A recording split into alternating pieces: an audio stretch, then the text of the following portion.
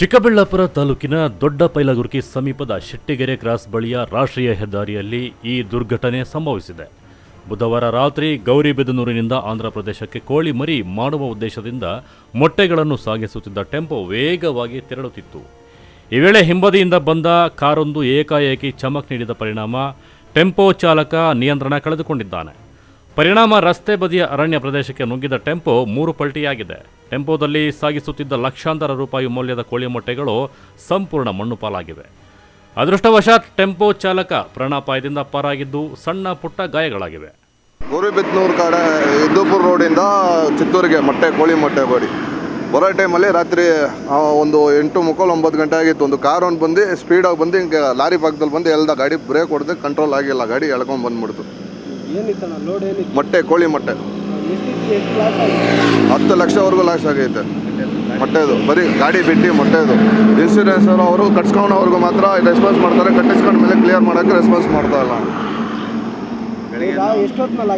ಕರೆಕ್ಟಾಗಿ ಒಂದು 8:45 9 ಗಂಟೆ.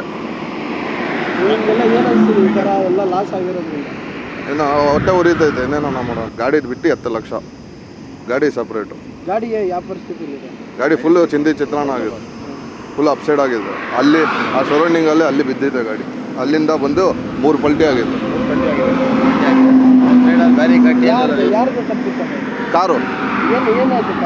ಕಾರು ಬಂದು ಲಾರಿ ಹೋಗ್ತಾ ಇತ್ತು. ಲಾರಿ ಹತ್ರ ನಾನು ಲೆಫ್ಟ್ ಸೈಡಲ್ಲಿ ಇದ್ದೆ. ಗಾಡಿ ಸ್ವಲ್ಪ ಇಷ್ಟೇ ಗ್ಯಾಪ್ ಇರೋದು. ಕಾರು ಬಂದು ಹಿಂಗೆ ಸಲ್ಲ ಅಂತ ಹೇಳ್ದ. ನಾನು ಬ್ರೇಕ್ ಹೊಡೆಯೋಕೆ ಅವಾಯ್ಡ್ ಮಾಡಿದೆ, ಗಾಡಿ ಅಪ್ಸೈಡ್ ಆಯಿತು. ಅಲ್ಲಿಂದ ಗಾಡಿ ಎಳ್ಕೊಂಡ್ಬಂತು, ಬ್ರೇಕ್ ಹೊಡೆದಿನ ಸ್ಕಿಡ್ ಆಗೈತೆ, ಎಳ್ಕೊಂಡು ಹಿಂಗೆ ಒಳಗಡೆ ಬಂತು. ಇನ್ನು ಬುಧವಾರ ರಾತ್ರಿ ಆಗಿರುವ ಘಟನೆ ಸ್ಥಳಕ್ಕೆ ಯಾರೂ ಬರದೇ ಇರುವುದು ಟೆಂಪೋ ಮಾಲೀಕನ ಆಕ್ರೋಶಕ್ಕೆ ಕಾರಣವಾಗಿದೆ. ಬೆಳಗ್ಗೆ ಟೆಂಪೋವನ್ನು ಕ್ರೈನ್ ಮೂಲಕ ಮೇಲಕ್ಕೆತ್ತಿದ್ದಾನೆ. ಅಷ್ಟೊತ್ತಿಗಾಗಲೇ ಟೆಂಪೋದಲ್ಲಿದ್ದಂತಹ ಮೊಟ್ಟೆಗಳೆಲ್ಲ ಹೊಡೆದು ಮಣ್ಣು ಪಾಲಾಗಿದೆ. ಟೆಂಪೋ ಮಾತ್ರ ಅಪ್ಪಚ್ಚಿಯಾಗಿದ್ದು ಸ್ಥಳಕ್ಕೆ ಇನ್ಶೂರೆನ್ಸ್ ಕಂಪನಿಗಳ ಸಿಬ್ಬಂದಿಗಳ ವಿರುದ್ಧ ಆಕ್ರೋಶ ವ್ಯಕ್ತಪಡಿಸಿದರು.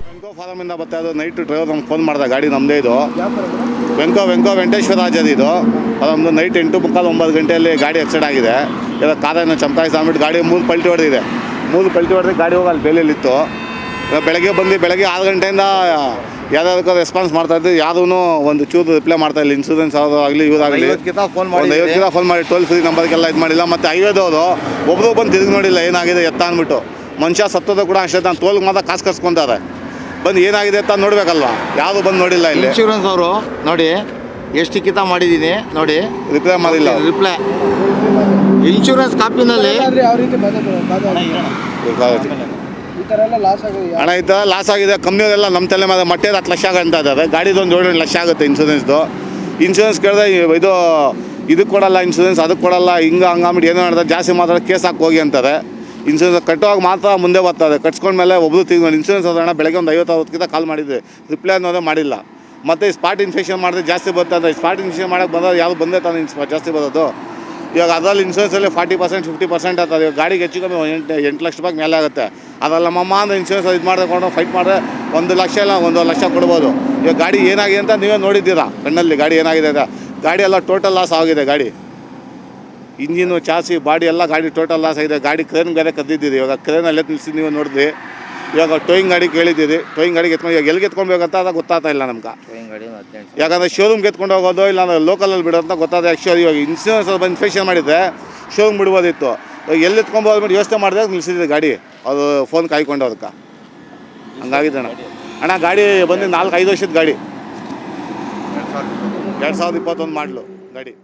ಒಟ್ಟಾರೆ ಕಾರು ಚಾಲಕನ ನಿರ್ಲಕ್ಷ್ಯದಿಂದ ಸಂಭವಿಸಿದ ಈ ಅಪಘಾತದಲ್ಲಿ ಲಕ್ಷಾಂತರ ಮೌಲ್ಯದ ಕೋಳಿ ಮೊಟ್ಟೆಗಳು ನಾಶವಾಗಿದ್ದು, ಲಾರಿ ಚಾಲಕ ಅದೃಷ್ಟವಶಾತ್ ಪ್ರಾಣಾಪಾಯದಿಂದ ಪಾರಾಗಿದ್ದಾನೆ. ಪೆರೇಸಂದ್ರ ಪೊಲೀಸ್ ಠಾಣಾ ವ್ಯಾಪ್ತಿಯಲ್ಲಿ ಘಟನೆ ನಡೆದಿದೆ. ಕ್ಯಾಮರಾ ಪರ್ಸನ್ ಪ್ರವೀಣ್ ಜೊತೆ ಕಳ್ಳವರ ಅರುಣ್, MMTV ನ್ಯೂಸ್, ಚಿಕ್ಕಬಳ್ಳಾಪುರ.